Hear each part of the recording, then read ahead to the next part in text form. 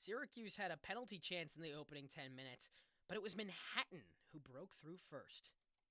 Heiner to the slot. Shot off the crossbar. Gets his own miss to the slot. Bouncer, and he scores. Drew Heiner collects loose change and puts Manhattan on the board first. Timeout, Syracuse. 1-0 Jaspers. 6:26 to go in the first quarter. Wow. Yeah, Manhattan drew first blood, and it was seeming like disaster at first. Syracuse was held scoreless in the opening frame, but thankfully for SU fans, the Orange were much sharper to open the second. Goal line extended. Spallina gets a pick. A lefty cradle. He's pressured. Spins right in front. Deer, BTB, and a score. Syracuse finally gets on the board with a flashy play. Trey Deer, BTB, high to high. That goal tied the game at 1 less than a minute into the second frame, and it wouldn't be long until Deer struck again, not to be a deer stuck in the headlights. Gives goal line extended. Hiltz back in front. Leo fires. Save by Hapward. The putback, though, is in. Trey Deer right in front. Got the ricochet and put it home bottom right, and Syracuse extends its lead. That goal gave SU a 3-1 lead, and once the floodgates opened, Manhattan's seemingly unbreakable defense early in their game was left hopeless. Roa fires. He strikes. A beautiful top right corner shot. Right over the shoulder of Hapward. It's 7-2 Syracuse. 3 to go in this second frame of play. So Syracuse entered the locker room with a 9-2 halftime lead. Unfortunately for Manhattan, the start of the second half was more of the same. Ball swings around to Leo. Behind the back to Deer. In front to Roa. On the doorstep, shot and a score. Greg Elijah Brown. You'd expect to hear some names you wouldn't in a game like today. And that's the first. The 10th goal today for Syracuse. 10-2 Orange. 30 seconds into the second half. I expected to say a lot of names, Hudson. I was not expecting to say Greg Elijah Brown's name. He's only scored 2 career goals, and guess what? Both of them have come against the Jaspers. Now, while it's great to hear the underclassmen getting involved, it's still the upperclassmen that drive SU's offense. Low pass for Leo. Near side, thought about a shot. Spin move, ankle breaker, top left, beauty. Stamp it for Michael Leo. A stunner to give him a hat trick. And Manhattan is falling apart. Syracuse 11, Manhattan 2. 11 minutes to go in the third quarter. The wheels on the bus were indeed not going round and round for Manhattan. They were falling off very quickly. Spallina working his way at X. Cutting on Blando. Slinks to the middle. Shot in the upper left. Joey Spallina fires it home. The second time today for Joey Spallina. Point number 5 for number 22. Spallina's goal gave SU a 12-2 lead. The Orange tacked on one more to lead by 11 after 3 quarters. So what happened in the fourth? Well, how about the same song and dance? Back it goes 20 yards out. Wyatt Hoddle feeds it right side. A spin move in front. Back straight away. Hoddle shoots, and he scores. Wyatt Hoddle from the left alley was left wide open, and Syracuse just continuing to pile on. 14-2, 3 minutes into this fourth quarter. With the game out of reach, it was time for the freshmen to get some playing time. Syracuse, Peyton Anderson has entered the chat. This one taken away by Manhattan temporarily. It bounces towards Manhattan territory. A scrum ensues far side. Along the restraining line, picked up by Syracuse. In front, Anderson shoots and scores again. Peyton Anderson capitalizing on the Manhattan miscues. It's back-to-back goals for him. 16-2 Orange, 8:46 to go in this fourth quarter. A symphony of string music, domination, and much more domination for the Cuse led this one to where we are right now. Today was not looking like a great day for Syracuse early on. They trailed after the first quarter 1-0, but a dominant end to this game outscored Manhattan 18-1 to end things, and the Orange take it with a 16-goal victory. 18-2, the final score from the JMA Wireless Dome. Syracuse is now 2-0 against Manhattan in this 2 squads' brief history, Next up for SU is another ranked showdown versus number 18 Colgate, and probably a lot more ranked foes to end the year. This could potentially be Syracuse's last unranked team they face, but they take it 18-2. And with so many players to choose from, you could literally throw a dart at the roster of this Syracuse men's lacrosse team and probably find a viable Pepsi player of the game. There can be only one. While it was tempting to go with number 22, Joey Spallina, he had 2 goals and 4 assists on the day, but he didn't quite reach the 200-point mark in his career. I know, maybe that's a little bit too much of a stickler, but I'm going to go with a man who scored his first career hat trick. Your Pepsi player of the game, the sophomore attackman Trey Deer.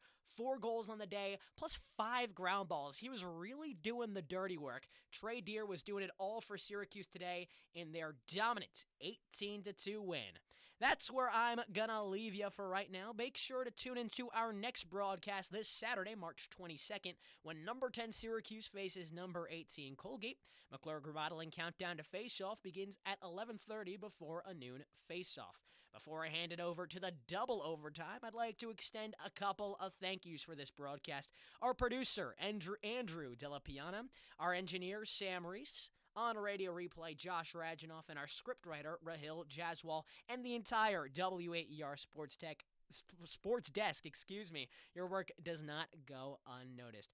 Now, I was kind of talking about it a little bit. A lot of depth shine today, and a lot of stars put their stamp on the score sheet. I didn't think I'd say Greg Elijah Brown's name. I didn't think Krishawn Hunter would come up at all. But to hear more about the depth and the stars and where Syracuse goes from here, well, now it's time for me to hand it over to our hosts of the double overtime. Gino Antamarino and Nate Cunningham have you up until 10:30 p.m. If you have anything you'd like to add to the conversation, feel free to call in 315-443-2011. There are plenty of other ways to interact, and I will let Gino and Nate tell you how to do so. Fellas, what a game. Well, yeah, it certainly was, Jesh. Thank you so much. It was a start. I mean, it was a start, Nate. I don't know if what you kind of chalked that up to be, but you know, they don't ask how. As long as you get the job done, right? And despite Syracuse playing, in my opinion, its worst first quarter in a game this season, finished the job pretty well. Sure, the job was done. I think that first quarter might have been the worst bit of lacrosse I've ever watched in my life. I agree. I think that as much as you want to sit here and say you won by 16, that was abysmal. And that is unacceptable for a program that is a top 10 team in the country that wants to win a national championship. I started hot, and I want everyone to hear it. That was terrible. 0 goals in the first quarter is awful and unacceptable. Oh, man. If you think we're hot now, you haven't seen or heard anything yet. Plus, our reporter, Drew Alba, will join the show later on to say what he saw from the Dome, give his insight, plus so much more. You won't want to miss it. It's the double overtime. It's a heated double overtime, and you won't want to miss it. Stick around. The game may be over, but our coverage on WAER is not. Here on the double overtime, we'll be breaking down all the highs. English charging at Cage, has an angle, shoots high, and connects with the back of the net. Stevens ahead for English. 4 seconds left. English has to run in. He skips it. 5-hole and scores. 1 second left. We're headed to overtime. Passes behind the cage. A cutter in front. A behind the back and a score. Syracuse strikes first against number 1. And Finn Thompson with the theatrics and the lows. Fine count in the world of trouble. He turns it over. Duke on the fast break. 1-on-0. Zawana shoots high and scores high. Right down Broadway to English. Rings it off the pipe and out. How many of those have we seen today? Devastation. Denver beats Syracuse 10-8 in the 2024 NCAA Tournament quarterfinal. Delivering our hottest takes along the way. How do you not get up for this game? Like, I understand Duke is more angry, but Syracuse has probably more to prove than Duke does. This did not look like previous games against Notre Dame. You can tell Syracuse is a completely different team as it's been for the last 3 to 4 seasons. When you're giving up 20 turnovers, when less than half of your shots are on goal, you can't be considering yourself a top 5 team. You can't be considering yourself bad. And I was shocked that they dominated this much, but this just shows you the difference with this team. One of the reasons Syracuse held on to win this game is because when they went up 12-8 in the fourth quarter, they kept winning faceoffs and were able to take a minute 20 off the clock, which limited the possessions Hopkins had in the fourth period. Get your voice heard by calling in at 315-443-2011 or by tweeting us at WAER Sports Talk. It's the double overtime, and it starts right now. Welcome into our Ostrom Avenue studios. Gino Ansmarino, Nate Cunningham here, breaking down a monstrous victory for number 10 Syracuse men's lacrosse over Manhattan, 18-2. But it wasn't all sunshine and rainbows for the Orange. No, it was Syracuse. Nate's already jumping the gun. He wants to get in there and get his voice in. And we want to hear from you. What did you think about Syracuse's game as a whole, even with that slow start, not scoring a goal in the first quarter, giving up a goal in the first quarter? Please call us in, 315-443-2011. Let us know your thoughts. Or you can text us, 315-556-3929. And Nate, you already kind of gave your opening thoughts at the beginning of the show about what you thought about this first quarter. I thought it was the worst first quarter for Syracuse, but it wasn't all horrible. They did outshoot Manhattan. They were getting opportunities, but Gino, at the end of the day, I thought Connor Hapward played out of his mind, the goalkeeper for the Jaspers, and he just was stellar. Had 24 saves today. There's not much you can really do about that. I agree, but let's stop here for a second. Okay, I'm stopped. The fact that your first statement out of your mouth was that Syracuse outshot Manhattan, that should have been a given. This team is significantly better than Manhattan. Manhattan is 4-4 now. They were 4-3 coming into the day. They are one of the worst offenses in the country. Yes, this team should have 100% outshot. Average under 10 goals a game, Manhattan, yeah. There you go. Thank you for proving my point. But I think the further kind of evidence towards it, Manhattan took 3 shots, not on target, total in the first 15 minutes.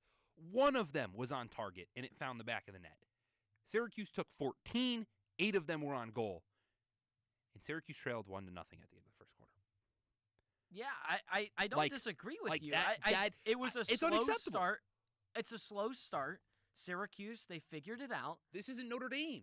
I understand, but you also have to keep in mind, I'm not here to defend Syracuse, right? Obviously, this is a team that they should throttle, and they did.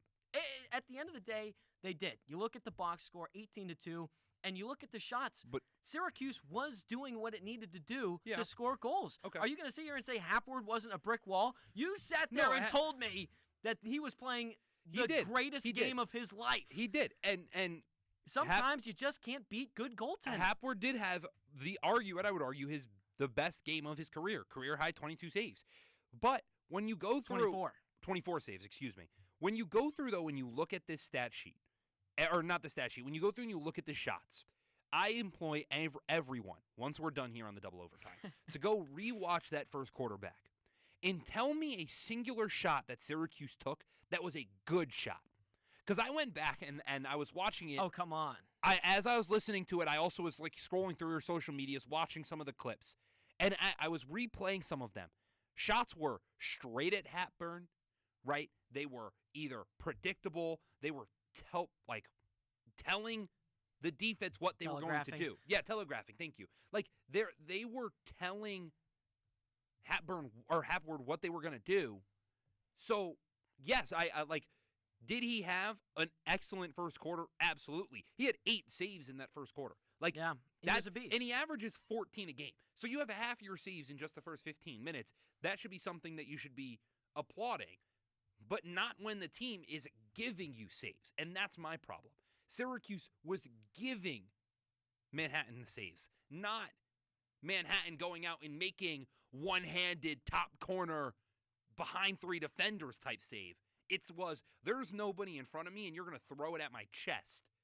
I'm just going to stand here and take it. Sure. I disagree. I think there were some good shots There were a couple on goal in that first quarter. I mean, there was a couple where Hapward. I mean, there was one in particular. I believe it was Owen Hiltz, where Syracuse was moving the ball back and forth, crossed the grain pass, got Hapward moving from right to left, and he just made a beautiful kick save. And that was about midway through that first quarter. So there were some really good ball movement out of Syracuse. They had some good shots. I'm not saying every shot they had was 100% a potential goal, but I will say... But that's what you expect, no? Again, like, this isn't a top 5 matchup. This isn't number 7 Johns Hopkins. I agree. But at the same time, I think we've seen time and time again that Syracuse plays to its level of competition. I really believe that. And I think, unfortunately, if it's unacceptable or not, it's true. Like I don't think that Syracuse, just because they had a slow start against Manhattan, is not going to be the same recipe against a Notre Dame, against a UNC, against a Duke. Like, well, I hope they learn. Like, this is one of, if not the only games this season that I'm thinking of that Syracuse had this slow of a start. Yeah, this is the only game where we have really seen Syracuse have a slow start. However, even the Maryland game where they had, I believe, two goals in the first quarter. But they tied Maryland for 2 goals in that first quarter. Okay. So I think that... My counter-argument has been this was a problem Syracuse faced last season. And this is where you can I think you can go big picture with this concept, is that last season, Syracuse really struggled out the gate. But in the second half, they were electric. They always got on runs. And Gary Gait has said it a lot this year, that his focus was making sure they started the game well. And in the third quarter, they suffered because of it. When you look at a game like Utah, Gary Gait made it clear. I disagree. I don't think a coach is ever saying, I would rather have a good start and not a good finish. No, that's not what he said. But what he's saying is that he needed to figure out how he could get his team to play a full 60 minutes. And when he was playing those full 60 minutes, there was not a good first 15. And so he needed to try to even that out. And in the process this year, that middle 15 of the third quarter has been really bad this year. Syracuse has struggled in the third quarter. So what you saw today was Syracuse be excellent in the second and third quarter, not good in the first. They went back to what they were doing last year. That's a problem. Like, this team cannot play 60 minutes. They have not proven they can play 60 minutes. I haven't seen it. Nate is saying that number 10 Syracuse cannot play a full game of pedal-to-the-metal lacrosse. Give us your thoughts. You can tweet at us on our X account, WAER Sports Talk on Twitter. You can also watch our stream on YouTube at WAER Sports Talk as well, or call us, 315-443-2011. Yeah, it brings me back to the Harvard game where there were some lulls in the action where, the Crimson came back and put Syracuse on its heels. And there were several times this season where Syracuse just didn't play a full 60 minutes, like you said. I don't think it's obviously not a recipe for success, but at the end of the day, as long as you are winning games, I don't really care how you're doing it, as long as you are doing it. And if that means you have a sloppy first quarter against a team that's not ranked, and then all of a sudden, let's not forget, Coach Gary Gait, with excellent management in that first quarter, called a timeout immediately, got his team under control, and figured it out. Now, obviously, it didn't directly result in a goal after that timeout, but that's what you want to see out of a head coach, trying to tell your guys, listen, we're good. Yeah. Keep in mind, this is 9 days of rest for Syracuse. This is a team that, like Manhattan, right, they're dealing with some injuries. Syracuse is also dealing with some big injuries. Burt Whistle, Thompson, right? They have to kind of adapt as well. So when you have that 9 days rest of no games, and you have guys that you're trying to swap around and see what sticks and what fits, it's always going to cause for a little bit of an adjustment period. And that's what Syracuse showed in that first quarter. But once they clicked and once they figured it out, I mean, they scored 9 goals in the second quarter. Yeah, and they did blow them out, right? Like, I don't want to come off like this was a terrible game, like Syracuse got blown out by 15. That's not the way that I'm trying to come off at all. I guess the expectation coming into the year was that this team would be capable of winning a national championship. So far this season, I haven't seen a full game that has warranted that preseason prediction. But with that being said, I would be silly to not acknowledge the fact that this offense was electric when they needed to be. And you're right. They got the job done. A win is a win. It doesn't matter if it's by an inch or by a mile. I say that a lot, right? Like, I 100% agree with it. I just think at the same time, like, there's some mistakes that I just think are some unacceptable ones, right? I can almost accept the Harvard loss, right? Close back and forth. A lot of things you did poorly, but you kept it a close one. This was against I disagree. A top 10 I think or that not Harvard a top loss team. Harvard's a good team, but I don't think that that's an acceptable loss. I mean, from what you just said, Syracuse is a national contender. There's no reason they should be falling to teams that are outside the top 10. Sure, you can make that argument, but Harvard very well could be an NCAA tournament team. Sure. So I would make the argument that, like, you can drop close games to NCAA tournament teams. You cannot drop games or play close games with non-NCAA. Well, in that first quarter they did, and I understand that they didn't overall, but if you do it once, you're going to do it again, and this is a not good Manhattan team. What's going to happen through the rest of this schedule? Because as we talked about a little bit before the show, you've got Colgate, who's ranked 18. I just don't think that at the end of the day, Nate, I just don't think that, listen, in the world of sports, you're telling me that this Syracuse team is treating this Manhattan Tuesday evening game the same they would against a Saturday game against Duke, a Saturday game against Notre Dame. No, obviously you're not I just don't think that you can sit here and say, if it happened in this game, it's bound to happen in future games. I just don't think with the break that this team has had recently, with the 9 days off, with the guys getting in the lineup, trying to figure out what works, what doesn't, I just don't think it's fair to say that because this team had a little bit of a slow first quarter, but like a slow first quarter is the fact that they went scoreless, the fact that they gave up a goal, and it was the first and only shot, I should say, that Manhattan had in that first quarter. But at the end of the day, Syracuse got the job done. They put the shots on the board in the first quarter, and they put the shots on the board throughout the entire game. But 71 shots. And very impressive when it comes to that department, because it's also the most shots this team has had in a game since the 90s. Yeah. So a lot of shots that Syracuse took today. But my counter argument to that would be that this is the perfect time to shut all doubt. This is the perfect time against a very beatable, very weak, very minuscule opponent, if you will, to go out and say, I can do this. I do have the depth. I understand, but as we saw with Harvard, teams that are scratching to get a shot at Syracuse, to play in the Dome, it's like the saying, when you come at the king, you best not miss. Yeah. And, of course, Manhattan is going to play one of its best games of the season, especially to start.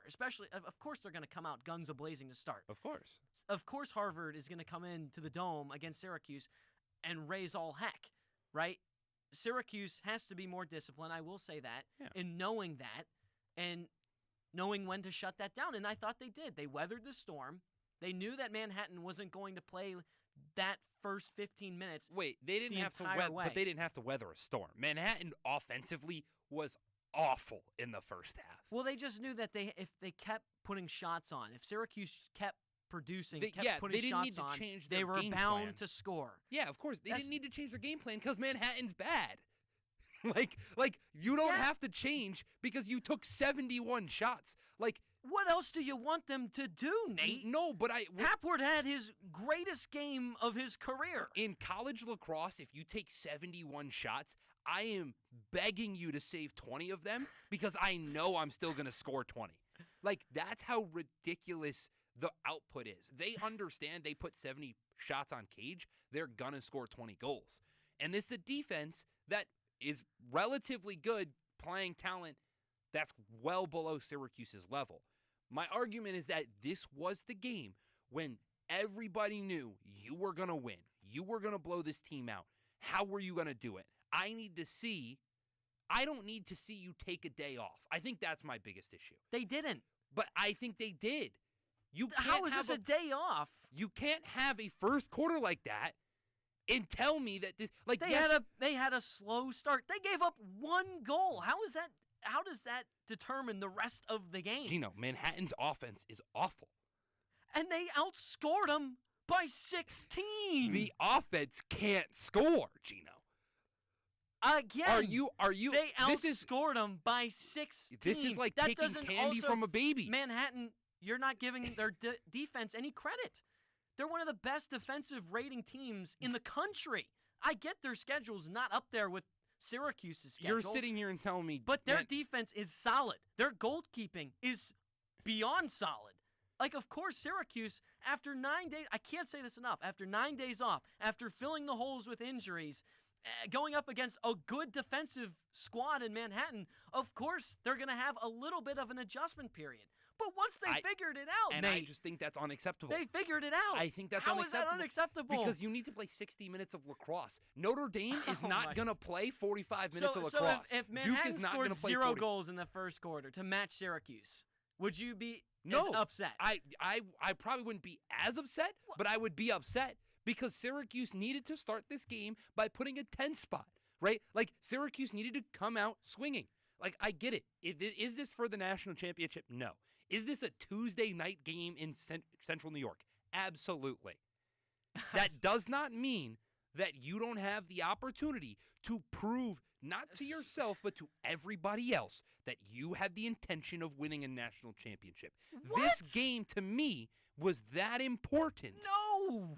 Yes, No! you have to have that. You have to be able to go out there and punch the games ticket. that show me Syracuse wants or has the ability to compete for a national championship is not the Manhattan game. It's the Notre Dames. It's so the when Syracuse, North Carolinas. So when Syracuse it's the gets Johns shut out in the Hopkins. quarter against Notre Dame later this year, are you going to sit here How do you know that? Because they did it against Manhattan. They didn't do it against Maryland, who's arguably the greatest team. No, they are the greatest team in college lacrosse right now. They are ranked #1 in the Inside Coaches poll. Yeah, and they got Syracuse they plays scored, they to scored its level 2 goals of in the second half. competition. They scored 2 goals in the second half. 2 against Maryland. Manhattan is is really, really good. I'm not. It's also early. It was early in the season. Manhattan is not really, really good. No, not Manhattan. Maryland. Sorry. Okay, thank you. Did you say Maryland? No, you said you said Manhattan. My bad. No, Maryland. Of course, Manhattan's not. I don't have to argue that Manhattan is. Yes. Okay. So but Maryland is a very, very good team, and yes, I'll give you the okay. It was early in the season, February 15th, game number 4 for Syracuse. Which is a little crazy to think about. February 15th, game 4. Anyways, 60 or half a dozen the other. That was a game where, yes, I thought that game was important. And I said it. I was on the double overtime that game. And I made the statement that I don't think Syracuse is a national championship winning team after that game. And I said they could be, but that game showed me they weren't. I now have this same kind of feeling in my gut stomach that says, although you won by 16, your inability to play for 60 minutes is really concerning because, yes, it needs to be clear. Manhattan, bad team, Syracuse blew them out. Very important to note. But the fact that you were incapable of playing for 60 consecutive minutes strikes a little bit of fear in my mind that when you have to play Notre Dame, when you have to play Duke, when you have to play North Carolina, when you have to play Virginia, just the rest of this regular season, add on Colgate to that list. And how about you add on Cornell as well, a top 5 team in the country? Sure. There's no reason why I should believe, after watching this game today, that will not happen again in the future. And again, I get it. You're saying they play up to their competition and they treat those games different. Sure. I'm not saying that they don't. But if it's happened once, it's going to happen again. And I have a little bit of a fear, that when it matters the most, Syracuse will have that happen again, and that's my concern. It's not that this team isn't good. It's not that this team isn't a top 10 team. It's not that this win wasn't a good win. Let me make that very clear. Great win, especially after how that first quarter was. But I need people to acknowledge the fact that that should be a red flag. That should be concerning. And that if you acknowledge that, that's the biggest thing and most important thing in my mind. All right. Well, Nate saying that the slow start for Syracuse in this game could be an underlying issue for the Orange moving the rest of this season. Let us know. 315-443-2011 is the number to call. Text us 315-556-3929. Do you agree with Nate? Do you think that the slow start is something that Syracuse might have an issue with later on in the season? Who knows? I don't think so. I personally think that Syracuse will play to its level of competition. It will have its players starting to gel, and we saw that. And once Syracuse started to click, I keep saying this, they really played well. I mean, Trey Deer came in, had 4 goals, had really got the goal scoring going for Syracuse, had a couple of beautiful shots right on the doorstep. The first 2 that I immediately The first comes Trey to Deer. mind, the behind the back Yeah, that he had that's from, the one that got from the Joey game started. Spallina. But it was assisted by Joey Spallina. At the end of the day, Syracuse's stars stepped up. I mean, Michael Leo had 3 goals. Owen Hiltz, a little bit of a slow production night for him, had just 1 assist. But I thought you got tremendous production out of Michael Leo, which, by the way, I mean, his 1 goal, his 3rd goal of the game, 11th total of the game for Syracuse, was absolutely absurd. If you didn't see it, you have to go back and watch it. Hudson did an excellent job of describing it. I mean, just caught the ball on the right wing, faked a step-down shot, got the defender to bite, and at the last second spun around with his right shoulder first, and then came walking in and buried it far side. Got the defender on his butt. It was a beautiful goal by Michael Leo. The offense, again, once it found its rhythm, it really started to click. I agree. I couldn't agree more. And I think that what I take away from this game more than anything is 2 things that have kind of been said over and over this season is, 1, the depth.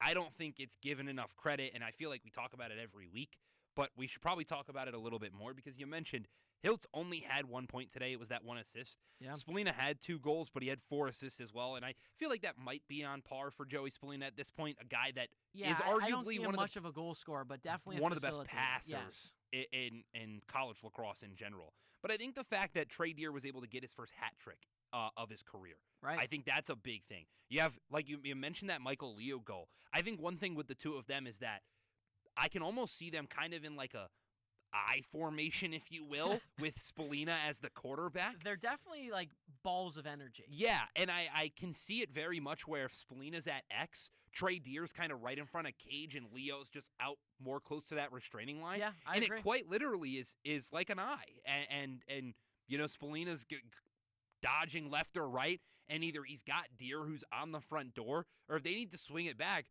with the amount of power. And I think that's an underrated part of Michael Leo's game, with the amount of power that he has behind some of his shots, to just be able to torch them at goaltenders. It's impressive what he can do so far away from Cage. I think the amount of depth that this team has offensively, it's special. Like, if that's what you're going to need to go compete come May. Syracuse with 10 different goal scorers in today's game, not to mention several multi-goal performances out of several players. You hit on it, Nate. I mean, Michael Leo, Trey Deer leading the charge, both of them combined for 7 goals in today's game. Both of them are sort of firecrackers on this team, and so fun to watch. Sometimes you have to be a little bit careful that they don't take, questionable fouls or infractions or whatever the case may be, but man, they seem to do more good than harm, and that's always a good thing. And you hit the nail on the head. It seems like Trey Deer, he loves that physicality. He embraces it, so he's always roaming around the crease. He's not afraid to get hit. In fact, he's probably more likely to reverse hit you than receive a check or receive a hit. And Michael Leo, like you said, he's kind of back on the restraining line. He'll wait on the sideline until, once Syracuse gets the clear, they start setting up its offense, then he'll just break from the sideline, come sprint again. They usually hit him in stride, and he either tries to get a quick shot off the rush or try and draw the defenders off the slide, create offense, off-ball movement, whatever the case is, that way as well. So definitely two good players for Syracuse that I expect to have big impacts later on in the season as well. Yeah, I mean, this team is really just going to continue to improve the more that the rest of the team improves. And I think as you start to hit this midpoint in the season, if you can get those supporting cast members, and it almost feels wrong to call some of these guys supporting cast members because they would probably be number 1 or number 2 options on most other lacrosse teams. But on Syracuse, they take a step back, but they provide so much. And I think having the versatility to know that every player out there on the field, I would argue even the defense, can go out there and get some goals. Not? Billy Dwan got a couple of long pole goals. And so I think knowing that everybody has that offensive mentality it's special. It's something that Syracuse is going to need as this season progresses, especially with this stacked junior class that is wanting to leave their college careers with a ring. Absolutely. Well, we're up against our first break here on the double overtime, but don't go anywhere. When we come back, we're playing 10 for 10. 10 questions, 10 minutes that the producers come up with. They're going to be asking us. We haven't seen them yet. I'm a little nervous, Nate. I am too. I'm a little nervous. Given how our conversation went, this could get a little heated. Maybe a little longer than 10 minutes, guys. Passionate. It'll be passionate. Yes. So you won't want to miss it. Stick around. You're listening to the Double Overtime on WAER.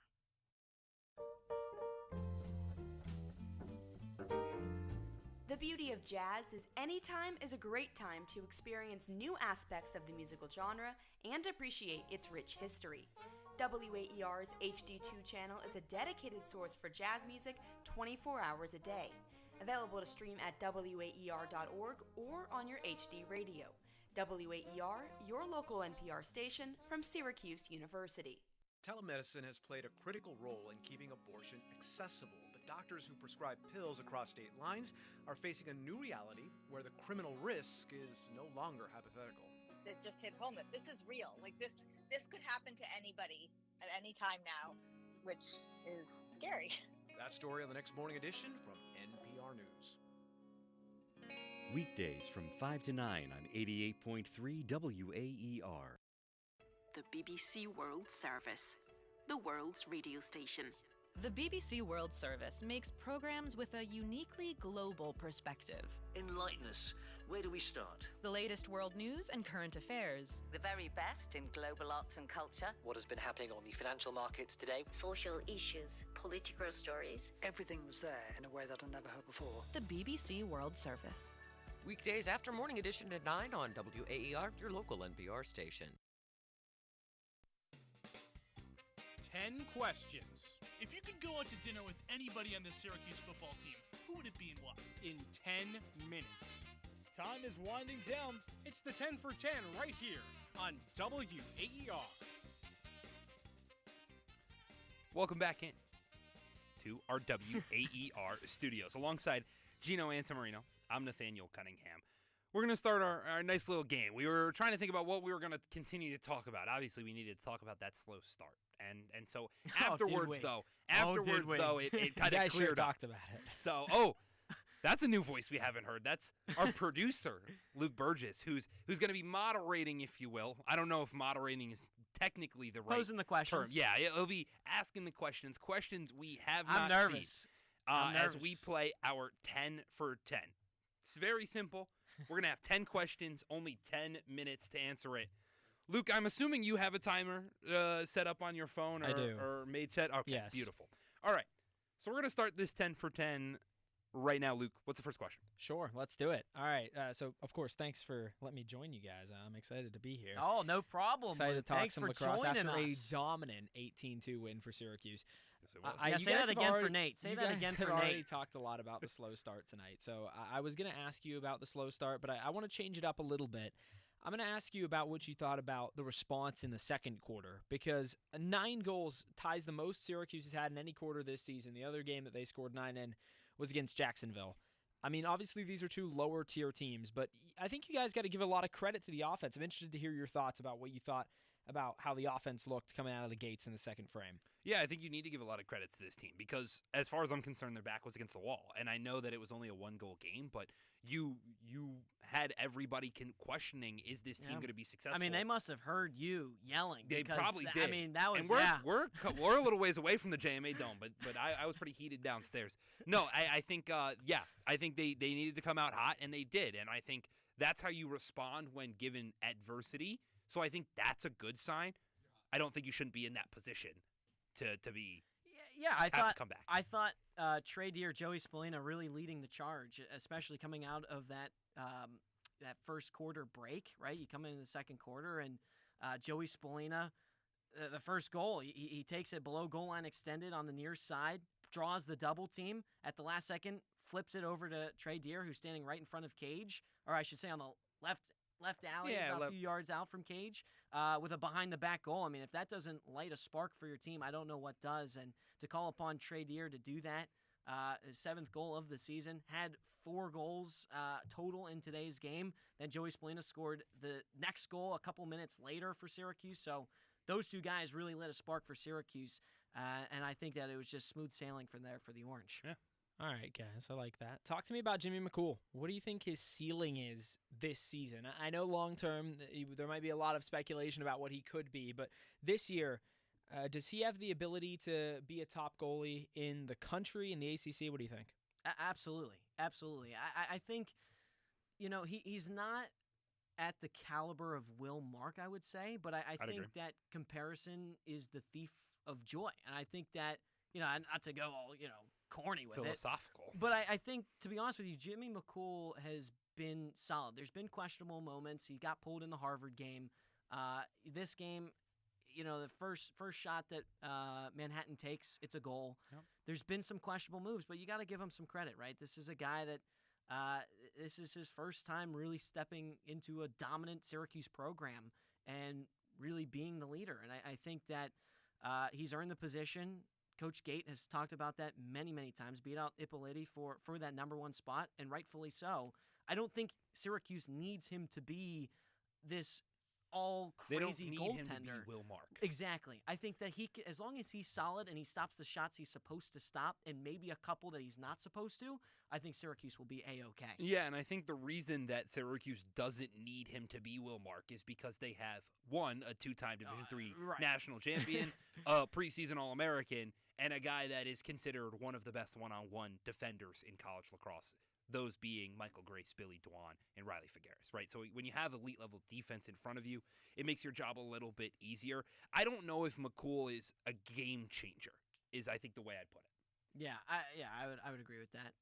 Guys, we talked a lot about this downstairs as we were watching today's game because Joey Spallina, obviously, he's not too far away from 200 career points. That's a huge milestone. And the next question, after tonight, 1 away. He started this game. What did he have? 193 going in, something around 7 there. 7 points away from it. So let's talk about the second best player on this team because he's obviously the top dog. But we had a little bit of a debate about this already. I am interested to hear your thoughts on that because I will put in my 2 cents. I think Sam English is the second best player on the team. Yeah. So we had a debate here, and I think me and Gino are pretty agreeance on this. That we believe the second best player isn't Sam English, but it's actually Billy Dwan. And I think... Yeah, I think that he's interchangeable. I think I would say Spallina, Hiltz, or rather Spallina, Dwan, and then I would probably say Hiltz. I know he only had an assist in today's game, but usually he is the goal scorer on this team. Yeah. And then I would say English. I think he's the 4th best player. The ground balls are great. Luke, you were talking about how good he is in the middle parts of the field. I just, It's his ability to pick up ground balls, Gino. I don't think in that situation earlier, we were talking about, I was mentioning the impact of how good he is at picking up those ground balls. I just don't think that you were putting enough value on that. He's so good at getting back possession. And also, I mean, that Yeah, guy but can he's- traverse the midfield He's also like top nobody's 2 on the team business. in turnovers. Like, Well, Yeah, but I because think he that's has kinda the just ball a- in a that's lot of just- yeah, dangerous that's situations. a byproduct There's a of lot of having guys- the yeah, lacrosse All right, ball. all right. We got to keep this moving. We got to keep All this right. moving. I think we're a because- little over on time. Yeah, we are taking a little bit too much More time. than 10 minutes. Well, 10 for 10. not yet, but we're getting close. What's the biggest strength of this year's team for you guys? Be quick. you want to go first, Nate? Just the diversity in attack. They can attack from any angle, anywhere, anytime. It doesn't matter who, what, when, really where, except for today in the first quarter. They can score goals. Biggest strength on this team is by far the chemistry. These guys are brothers. I mean, really, you can see it on and off the field. These guys might not have the best performances all the time, but man, their connections with each other, their bonds are so strong. All right, fifth question for you. The face-off. It's been really good this year. I mean, John Mullen he's been turning in excellent performance He's a after beast. excellent performance. Yeah. Another great night for him tonight. I mean, I know Syracuse went up 8-0 at one point in the face-off circle. I think he finished the first half 11 for 12, I want to say. Yep. 14 for 15 overall. for Mullen. Yeah, one loss the entire night. Can he maintain that, though, in ACC play? And obviously it's not going to be 14 for 15. So what is the drop-off for him? And if he can be like this, I mean, how much of a game changer is that for you guys? Well, I think the obvious answer is I think that his ceiling is probably a 60% guy.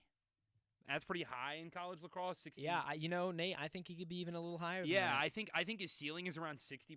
I think that's that'll put him top 10, top 15 in the nation as far as that face-off is concerned. I think his floor is at a minimum winning every other, which I think is a nice kind of ceiling or floor to be at. And so I think the importance of that is, and this is probably going to sound silly and unnecessary, but if you don't have the ball, you don't score, right? And when you look at games like Harvard, where it's a back and forth game, it's 31 one goal. face-off wins for Mullen in that game against Harvard. But yeah. like even in that contest where it's back and forth, you gotta win that face-off. Or rather, 28 of 31. Of 31. My bad. No worries. But you gotta win that face-off to then go down and give yourself a chance to score. So that's how important that is. I think especially as these games get closer, he's gonna be even more important. Ditto to everything you said, Nate. Love it. All right, prediction time. For the ACC, what do you think Syracuse's record is right now in conference play? Ooh, Gino. Man. Got to be quick. Okay. I think. He says quick. It takes 10 seconds. I don't want to say it. I think they lose 2 games in ACC play. I said it. 2 and 2. 2 and 2 in ACC play. Mm-hmm. I think they go 3 and 1. I think they drop Duke, but beat North Carolina. What about Notre Dame? Yeah, I think they did it. I think they do it. Wow. Okay. At home, it's Yep. certainly possible. That's true. It's going to be a close in the one. dome, I can't wait. I think if the dome can get 5,000 plus people in here, 6,000 plus Already people. did that. Sorry, They had what- 8,000 for Johns Sorry, Hopkins. that's what it was. I thought it was only 5. My bad. They can get 9,000 people in the dome. Syracuse wins that game. Okay. 100%. Okay. I No like doubt that. about it. All right, another prediction coming up here. I want one breakout player from each of you in conference play. Ooh. Breakout player? That's right. What? One player on any part of the field that you think could break out and make a real impact into conference play. Is Wyatt Hoddle not been successful enough to say breakout No, player? I think you could say Yeah, Wyatt I think Hoddle. Wyatt Hoddle is going to have one of those games where like Well, Spallina. he still has to step up. I mean, there's still injuries that the team is dealing with, so Yeah. he is playing the highest elevated role of his career. No, I I think agree. Wyatt with Hoddle Burt is Whistle probably- going down. Yeah, I think he's certainly been a stud. I want to say Trey Deer. Is that kind of picking from the low hanging No, fruit? I mean Like, he of had course. like 5. He's certainly the breakout player of this year. he had I like think 5 he goals is coming in. really. All right, You know, when he Guys, came on the guys, scene. we got 3 more. So Oh, be how much quick time here, left? be How quick. much time we left? only have about 2 minutes left, so you Oh, gotta be okay, we really got a quick rapid here. fire. Oh, Yeah. yeah. All right, Uh-oh. ACC wrapping foes. me. Which one concerns you more? I know we talked a little bit about this already. Duke or Notre Dame? Duke. I think they're dogs. I think the Duke is I think you know what you're going to get with Notre Dame. You're going to get a team that is coming off a national championship. I think Duke is going to come out and try to punch you in the mouth. And I think that is a little concerning for Syracuse because I don't know if they can handle the physicality necessarily. Yeah, but I think Notre Dame is going to be technically better. I'd say Duke. Going on the road down in Oh, Durham. yeah, that It's too. going to be tough. It's going to be tough. All right. How many? Last question for you here. Is this team still a national championship Oh, contender? jeez. Now we know what Nate's going to say. No. Gino, go first. Go first. I need to hear Do I this. think they're a national championship team? That's right. Yes. I absolutely. I don't think that there's been a couple of flaws with this team, but I definitely think that they have the talent. On paper, they have the talent to put it all together. It's just a matter of, obviously, can they do it? And that's what it's going to come down to, obviously. You know what, Gino? I agree with you. I think this this team going back. No. Listen, Welcome back. Hear me out. Listen. This team has the talent to win a national championship. I do not think they will win a national championship, but that was not the question. The question is, are they national championship contenders? You're always so breaking down questions. Always breaking them down. I believe this team does have the talent and the ability to win a national championship. I don't think I've seen enough to say I think they will be national champions. Fair enough. All right, guys, it's been a pleasure. I'll let you finish this up and get us back into break. But it was fun to join you for a little while here. Little 10 for 10 kind of. Some great takes. Was that as well. 10 minutes? That was, actually exactly 10 minutes. Wow. I was going to say, did we nail that? We're good. Did we nail that? We did. Guys. Luke, thanks for steering the ship. Luke, thanks for kept us on track of with our course. answers. It was a pleasure. Otherwise, we would have made that about 35 minutes, and so that would not have been good. But, all right, we're going to step aside for a couple of minutes here on the double overtime. When we return, we're going to talk a little bit more, but we're going to talk about it all with our reporter, Drew Albaugh, who was in the JMA Dome. Giving a drum roll. A little drum roll for the double overtime debut of Drew Albaugh. He'll be joining us in just a couple of minutes. So you won't want to go anywhere. Get some insight from what he had to see inside the JMA Wireless Dome. Don't go anywhere. More than 70 million Americans depend on Social Security. President Trump says he doesn't plan to touch the program, but he's also claimed with no evidence that the Social Security Administration is rife with fraud. What is the future for this nearly 90-year-old program? That's next time on 1A. Weekdays from 10 to noon on 88.3 WAER.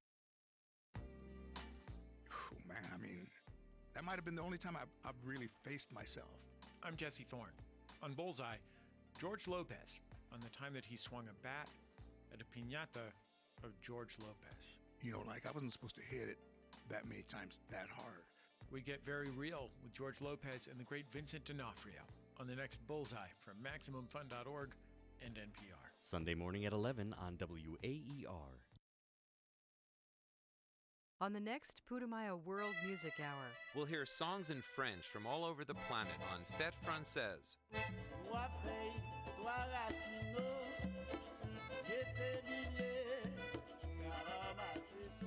I'm Dan Storper. And I'm Rosalie Howard. Pack your bags and join us for the next Putumayo World Music Hour.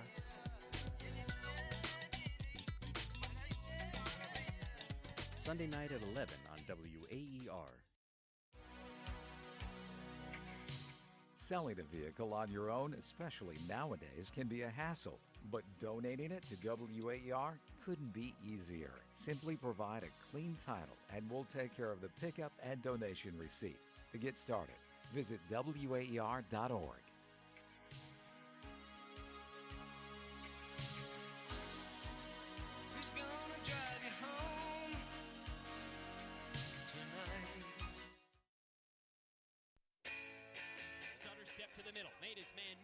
Low pass for Leah. Near side, thought about a shot. Spin move, ankle breaker, top left, beauty. Stamp it for Michael Leah. A stunner to give him a hat trick. And Manhattan is falling apart. That was Michael Leo's, as you heard from Hudson Ridley, third goal of the game and an offensive domination for the Orange. 18-2, the final score. Number 10, Syracuse taking down Manhattan. And here to break it all down, Nathaniel Cunningham and Gino Antamarino here up until 10:30 on the double overtime. But wait, there's more. It's not just Nate and myself. We're joined by our reporter from the JMA Wireless Dome, breaking down what he saw, Drew Albaugh. If you got anything you want to ask him, whether it was what he saw or what Gary Gate had to say in the postgame presser, call us, 315-443-2011. Text us at 315-556-3929. Listening to the double overtime on WAER Syracuse. So without further ado, Drew, welcome to the show. Thanks. How was the game? Yeah, I mean, listen, obviously I'm sure you guys have talked about that first quarter. Oh, we did. We didn't just talk about it. We talked about it. That was the story of the game, right? That first quarter was lackadaisical, to say the very least. It's a great term. But, I love that out of you. Thank you. Appreciate that. But lackadaisical is not the right term for what happened after the first quarter. Let's be completely correct in what I'm saying here. Manhattan is not a good lacrosse team, and they didn't play good tonight. They have a really, really good goalie in Connor Hapward, who was a brick wall in that first quarter. And really, thank you. I know Hapward led. I never said he wasn't. I know. I would love to know what this argument was about that I kind of walked myself into here, because from my point of view, Syracuse played more than complimentary lacrosse tonight. It was dominant on pretty much all fronts, and I understand that first quarter scoreline didn't indicate that, but when you look at the stats up and down, Syracuse dominated every single one. Syracuse had 14 shots in the first quarter. Manhattan had just 3. So I understand what people are going to try to build this narrative, saying that, oh, look, Syracuse, they didn't come out of the break hot. I understand that. Sounded like Nate. No, okay. No, whoa. All right, well here's what we were saying. Yeah, let's break it down. Here's what we said.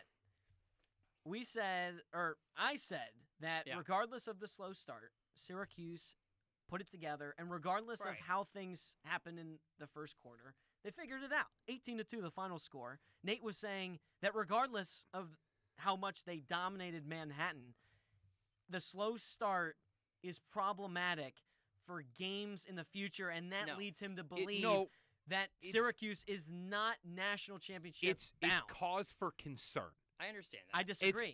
To me, my thing is this. Right. It's cause for concern regarding the fact that you allowed it to happen. Because what did they actually allow to happen? I mean, Connor Hapward was so with your perspective having been there, right, and I don't want to stick on this topic too long because me and Gino spent plenty of time. We only got a little over 20 minutes, but from your perspective in that first quarter, were any of the shots that Syracuse put on stellar shots that were excellently saved? Because from my perspective, I saw shots that were more easily savable shots than more shots that were like excellent. Oh my God, put it on SportsCenter saves. There was a moment in that first quarter with about 10 minutes left where there was 3 shots in succession that just pinged off of Hapward. It was ridiculous. It seemed like not to mention the amount of post shots too. But that's the thing is that a lot of them were off. Like how many of them were off his head? I mean, like how many of them were him not going? Many. Right, a few. There of was them. at least 3. Oh, come on. He's gonna feel a few tomorrow. I'm gonna say. But that's my point. Is that like my point is that Gary Gate in the post-game press conference said, "Good effort from the get-go. We had good effort. We came focused and ready to play. We were playing well in the first quarter. Shots weren't falling." That's what I have a problem with, I think, is more so than what happened in this game, is Gary Gate saying that their team was focused and ready to go. From my point of view, Manhattan was focused and ready to go. Of course. Coach Doug Sage, by the way, I want to run through a brick wall for that guy. I would play for him any day of the week. He was electric. He was electric. Yes, Losing by 16, I think I'd be pretty defeated. He said, "This game is awesome. I love coaching lacrosse. Our guys love playing lacrosse. How can you not be excited to play against Syracuse in the Dome?" That was what his response was, saying, how did you go and get energy in that first quarter? And that's what I think Syracuse kind of needed to bring more into, was that just love to play the game. And that's kind of what happened in the second quarter and on. So listen, I understand there might be some reason to concern, but at the end of the day, when Syracuse wins the ground ball mark 49-19, won 21 of 23 faces. They dominated the stat sheet. It's not close. Yeah, I don't disagree with you. I think for me, it's just a little. The fact that it happened is enough to raise a little bit of a red flag that says, hey, this could happen again, just so you're aware. I don't think it can. And Connor I think Hapward was that good. I don't think he was. I think he was good. Like, I'm not trying to take away from the fact that the guy had 24 saves. I'm not. That's a career high. Right. Not trying to take away from that. I'm just saying that, like, there's some of those that I'm kind of like, were those really, really good saves? Sure. But I think that's here nor there. We've discussed about that plenty. There's so much that you saw from inside the dome, so I'll shut up now. I want to hear, Drew, after the first quarter when shots weren't falling, or going in, I should say, for Syracuse, Gary Gate called a timeout. what was kind of the reaction that you saw? Obviously, because we didn't hear or see it because it's a break. But what did you see in the Dome in terms of the team's response to, was Coach Gate animated on the sideline? Was John O'Dearna getting his guys ready to go? What was Jimmy McCool like when he let that goal go in? Was he frustrated? I mean, what did you kind of see in that first quarter? Did you see a team that was kind of devastated, or did you see a team that was just trying to get amped up? Yeah, animated would be the word I would use for the Jaspers. They were they were pumped up. Yeah. They were come like, at the king, you best not miss. I keep saying it, yeah. Rocking and rolling. The Manhattan fans, by the way, were pumped up after They travel that first well? quarter. Yeah, it's pretty good. It was pretty good right up from the Bronx. They did a pretty good job. It felt like it was watching your younger sibling at the piano recital for the first time, where it was kind of just like, something's probably going to go wrong, right? But hey, they played the first few notes correctly, so maybe it's going to start to go on the right track, and then you start and then second, third, fourth quarter starts to collapse in, and the Manhattan fans were like, yeah, this is what we expected to have happen. But after the first quarter, after those first few notes that were right, they were like, I mean, this might be our game. Obviously, it wasn't. On the other side of things, I have to jump. I love that reference. That was that was a great I didn't know. analogy. I was like, okay. I didn't see where the vision, but that was and good. then he tied it that up. Was good. I was pretty impressed. I didn't play piano, but both my sister and brother did lots of. So a lot of experience right. in that analogy. Right. That's what we're hearing. Speaking of experience, by the way, Gary Gate and his team looked and felt experienced on the sideline. That's the word I would describe them. Experience was what brought them through that slow first quarter, and there was no panic. There was no frustration. There was very simply the defense and the offense huddled up, pretty much like any other game. And in the second quarter, right when that first shot falled by Trey Deer, which, by the way, that BTB goal. Yeah, we talked about it. It was a great looking goal. Right when that happened, and you saw the first one fall, the donut off the board, Syracuse ran away with it. And I think panic is not the right thing to do in that scenario. And Gary Gate in the postgame was super relaxed, super chilled out. And that's exactly what they should have done. John Mullen, by the way, also, he was in his own island. He was confident, relaxed. My favorite quote from the entire postgame press conference asked about his 93% win rate. Quote, I go in with a killer mentality to destroy anyone. This guy's like 220 pounds, jacked out of his mind. You know what he I was need scary to in see? the postgame And sounds like our producer Luke Burgess. Yeah, hits the gym is what I'm hearing. Yeah. But I think I would love to see, knowing what Mason Cone was like last year and how physical that guy was. Like, I want to see what the two of them going at it's like. I know that's like old news now, but I think that would just to like contextualize, because you're right. Like, Johnny Mullen was dominating the face-off dot. Well, and so I think, not to cut you off, Nate, but it goes back to what you were saying, Drew, about what you saw on the sidelines with Syracuse and how they weren't ever kind of shaken by going down early in that game, not scoring a goal in the first quarter. And I think that speaks a lot to the leadership on this team. Not only Gary Gate and the coordinators on this team with Pat March and Johnny O'Dearna, but this roster, I think, is just so... There's so many leaders on this team.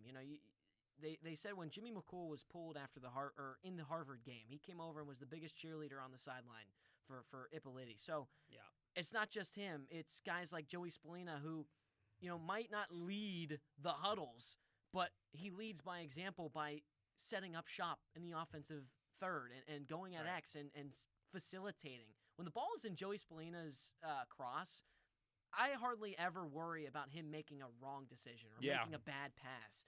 It seems like the game just kind of slows down. And I think that, like, I just want to say, like, I think that's a testament to Syracuse's leadership from top to bottom. And I think going off of that, and it's something that we noticed when we were listening to the game, was that, like, when Syracuse has the ability to score, right?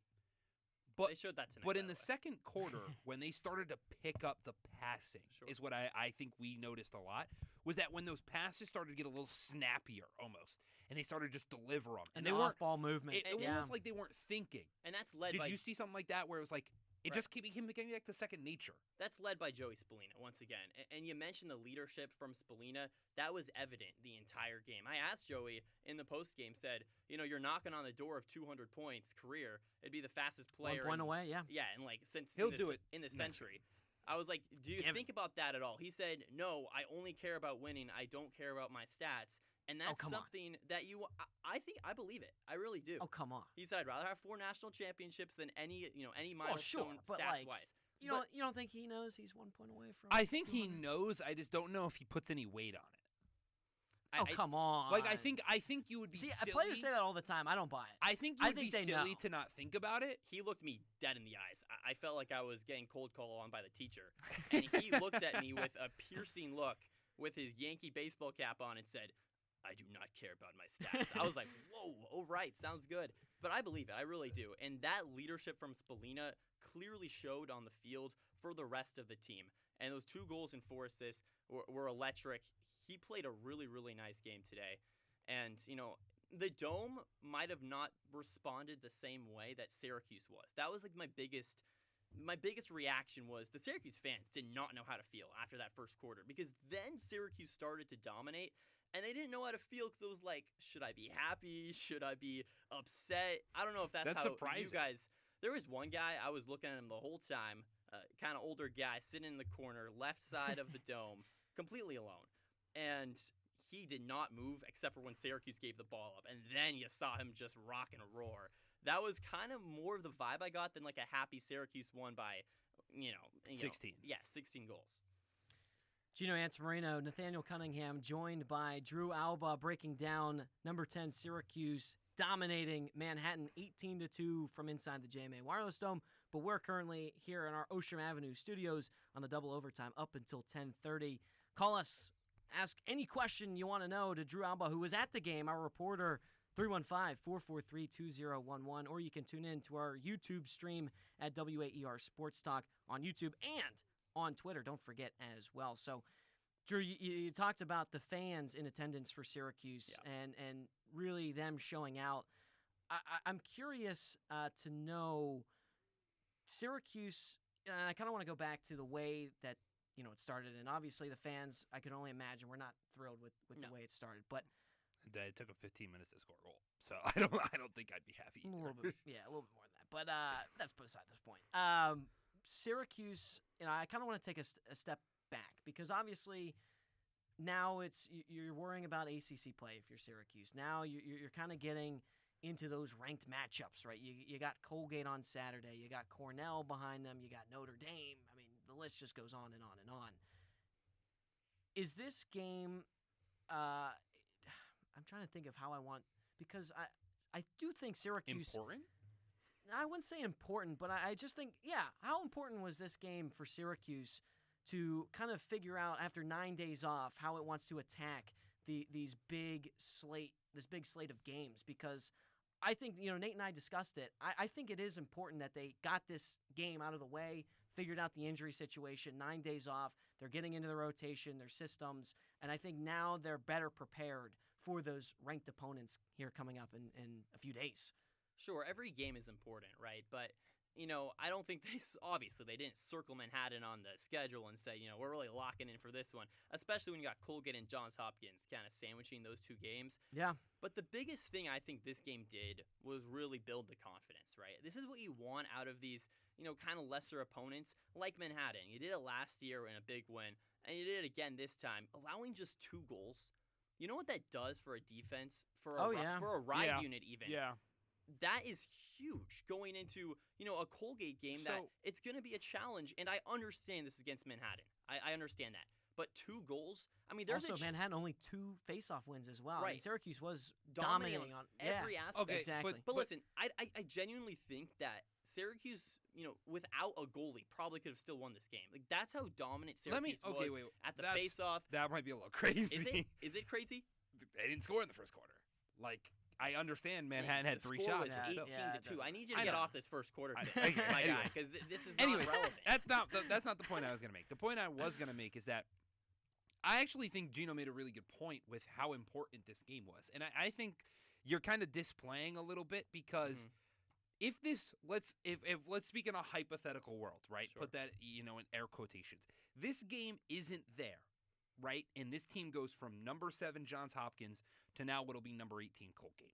First, you're talking about 13 days off. So nearly 2 weeks that you don't play a competitive lacrosse game, right? Secondly, I would hate for the issues that happened today to happen against a ranked team. So I would make the argument there that was no issues, Nate. There was no issues. They won 18-2.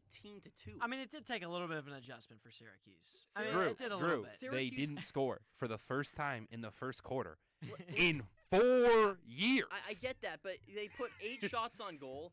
I agree. 4 I think they They put 8 shots on goal. Connor Hapward is one of the best goalies in the entire country. We're not on this conversation again. I just want to know, I just think Coach it's important. Gates say anything in the presser about because obviously we talked about the importance of this game, trying to figure things out. Did he talk about any of the injury updates for any of the players? Is there any updates on Finn Thompson or any of those guys? A couple of those guys that were day-to-day. Yeah, there wasn't much conversation, to be honest, about that. I do think Finn Thompson was brought up, but from what I remember, it wasn't anything concrete. I do think that maybe as a journalist, I maybe should have started asking those questions a little bit more. But I think that you'll live and you'll learn. Yeah, you got to figure out when to ask. Right. You know, that was not the vibe of the press conference. Was not worried about those injuries, which maybe is a good thing, to be honest. But yeah, I think looking forward for Syracuse, this was not a test by any means, but this was a confidence builder moving forward to the rest of the season. You mentioned Spallino was in the presser. What other players were there with Coach Gates? It was Trey Deer, and then it was Trey Deer, and then I think Mullen was there as well. Yeah, what did Deer have to say about his? That's a career day that he had today. So was there anything interesting? Because I feel like for a guy that last year kind of had to sit on the back step and not do a lot. Today, he had some not big games, but he had some good performances last year. Gino said he thinks that he could be the breakout player. We were during our 10-10 game we did earlier. We mentioned Trey Deer as being the breakout player this season. So I guess is there anything that Deer had that was kind of like overarching confidence maybe that he's figured it out? Yeah. I think the shift that a couple games ago where Gary Gates put Deer more in front of the crease, where that's kind of where he's lived. I agree. He was asked about that question, and he said, I feel most comfortable in front of the crease. Most of my opportunities come from there, which obviously is true, but you want your players to be where they are most comfortable. And I think that's the sign of a good coach is putting Deer in that position. And when asked about that BTB goal to kind of break open the scoring, immediately waved off the credit to Joey Spallino on the pass. Immediately said how all his teammates kind of set him up. Super humble kid. He's really going to be good for a couple years for Syracuse. I mean, I really, truly believe Trey Deer has the potential to be, a top 3 goal scorer for this unit. Yeah, that second goal that he had was literally just standing in front of the crease. Right. Ball kind of ricocheted off the goalkeeper, and he just like a cat just caught it. Both the defenders were just kind of staring at him, and he just reacted, caught it, and put it in the back of the cage. So, yeah, Trey Deer had an excellent game. Yeah, opportunistic 4 player goals. is what I think he's and always in the unselfish, right moment. Right, yeah. It doesn't do anything too flashy, but like you said, he's always in the right spot at the right time. Well, pretty flashy BTB, but I will say. Good point. Other than that, This team loves a good... I don't see him like putting a team on his back, though. What I meant by flashy is, just to clarify, but I do, obviously, I mean, the around-the-world goal that he had. I feel like this team could score about any goal from anywhere. Like, it just doesn't really matter. Yeah. This team's electric like that. Right. Maybe that's what you should be saying to yourself after the first quarter. Hate, Nate. But, yeah, I'm with you. All right. I stand on business. I said what I said. Drew, thank you so much for coming on the show. Thanks really for having appreciate your insight from the JMA Wireless Dome. You did an excellent job with the memes on our Twitter page. If you're not following us, follow us on Twitter. Twitter. What are you doing? Yeah, no, the first question is, what are you doing? The second question is, go follow us. WAER Sports Talk on our Twitter page. Drew, thank you so much. We really appreciate you having on the show. And your double overtime debut. How about that? How about it? Yeah. Well, I'm glad we got to be the host for that. Yeah. Big day for Drew Albaugh. Yeah, come on now. Absolutely. It was a lot of fun, so thanks for having me. Absolutely. All right, Nate. Well, it's time for the segment that everyone knows and loves, the final words. Yep. Do you want to go first? I think you're going to make me go first. All right. I would love it if you went first. Should we explain what final word, just in case in case somebody doesn't know, and then you know what, I'll go first. We explain, but I'll go first. So final words after at the end of every show, the double overtime, we give maybe a sentence or two of just kind of our final thoughts. Anything that we want to get off our chest at the end of the show. It doesn't just have to be about the game. It can be broad scope. It can be whatever it is. And, I mean, Nate, what is your final word after this Manhattan game? You know, I think you would not be surprised at all to realize that my final word is going to be a little critical. Okay. And I hate to sit here and say that I'm going to have a little bit of pessimism No. to this team. No, I don't buy it. I said it earlier in the show. I said that history repeats itself. And that originally was going to be my final word. I decided I'm going to change here on the fly. My final word is that there are just a little too many question marks with this Syracuse men's lacrosse team. I think I've seen too many things that raise those little red flags. Can you give me, other than the slow start in I- today's game, because I think this was an exception. I don't think Syracuse is known for its slow starts. Great point. What other question marks do you have? I think there's two other question marks that have really come up in my mind. The first one dates back to a game we talked about a little bit earlier today, and that was Maryland. Big-time road game. Syracuse did not rise, as you said, to the level of its competition. At that time, ranked higher. At that time, failed to play in the second half, really struggled in the third quarter, and was unable to play from behind. Whether that be by 2 goals or by 5 goals, couldn't come from behind. And then when you look at the Harvard game, a close game, a game the team was leading, a game where it was back and forth, I need to know that this team can close out games. I have not seen them truly close out a game. Johns Hopkins, I will give you as an exception, but they had a 3-goal lead with a couple minutes to go. It wasn't a tie game or 1-goal lead. That's still closing out a game, though. Okay, that's fine. I'll not concede. letting them back in. I'll concede. Yeah, I'll say that's true. But I would say that the difference is in a tie game or a 1-goal game, you punch the ticket with that either 2-goal lead or you take the lead within the final 3 minutes. They didn't do that against Johns Hopkins. I think, unfortunately, against Maryland, you're going to have a little bit of a slow start, and it's just about, or not slow start, but you're slow finish. You're going to have, exactly, and I think that Syracuse just has to adapt and overcome. And I think Syracuse, my final word is, the offense needs to come out faster. Kind of going off of what you said. There's times where this offense just kind of looks stagnant. Harvard game, we hit the nail on the head with that one time and time again. This game, I think there's several times where this offense just kind of comes to a standstill, and it doesn't really live up to the talent level that is on this offensive unit. And so I think Syracuse's offense needs to come out faster. It needs to set the foundation right off the bat of a game and needs to continue that throughout the entire game. Because like you said, it's not going to cut it, obviously, against Notre Dame, Duke, whatever. Yeah. All right. Well, that about does it here on the double overtime. Nathaniel Cunningham, Gino Antamarino, after an 18-2 drumming of number 10 Syracuse men's lacrosse, taking down Manhattan. Bye, man. Sure. Getting my grammar checked by Nathaniel Cunningham. Our next broadcast, Syracuse taking on Colgate this Saturday at noon. McCluger Modeling Countdown to Face-Off begins at 11:30. Stick around for that. Our double overtime will go up until 3:30 on Saturday as well. Let's just have to find out if Syracuse can have a better start in that game against a ranked opponent in Colgate. Top 20, by the way. Our Ostrom Avenue podcast, you can listen to that on YouTube at WAER Sports Talk, as well on the Ostrom Avenue podcast. Tune into that. And a couple of thank yous to hand out. Few thank yous to hand out. Our producer, Luke Burgess, for even coming on, making an appearance in the show. Moderating our 10 to 10 extremely well. Our engineer, Sam Reese, pressing all the right buttons, working double overtime. Double duty. Our reporter, Drew Alba, who joined the show. And, of course, our WAER Sports Talk desk, Christian Doms, Cole Purvis, and Jack DiNapoli. For Nathaniel Cunningham, Gino Antamarino, that about does it for the double overtime. Thank you so much for tuning in, and have a good rest of your night, Syracuse.